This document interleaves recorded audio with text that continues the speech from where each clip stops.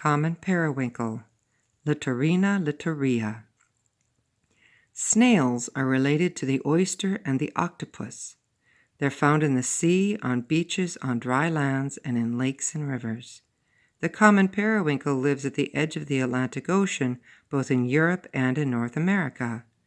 In some areas, hundreds of them may be found attached to rocks and pilings. When the tide leaves part of the beach dry, the snail retires into its shell. Its opening is closed by a hard plate on the upper side of its back. Before it closes itself in, the snail secretes a slimy juice that attaches it to the rock. In this way, the snail protects itself from drying out. It can remain alive for more than 3 weeks without being in the water. The common periwinkle lives on the microscopic plants that cover the rocks and sand along the beach. Its tongue is covered with rows and rows of strong, sharp teeth, which gradually get worn away. But the tongue is very long, more than 2 inches, and as the tip is worn off, the tongue protrudes just a little more. The tongue is curled up in a spiral in the snail's mouth.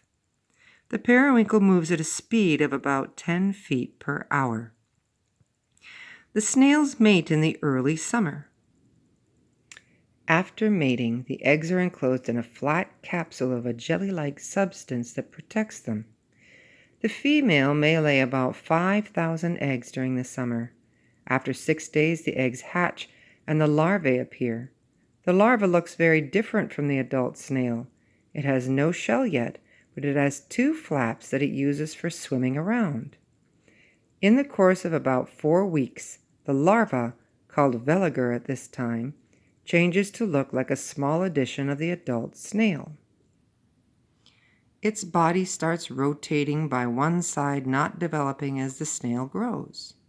The spiral shell begins to form, and in the end the veliger loses its ability to swim. It settles on the bottom and now lives like the adults. When it is 1 year old, the periwinkle is mature and ready to mate. Although most periwinkles live to become only 3 years old, some can live as long as 20 years. Although they continue to grow a little throughout their lives, periwinkles do not become more than about 1 inch long.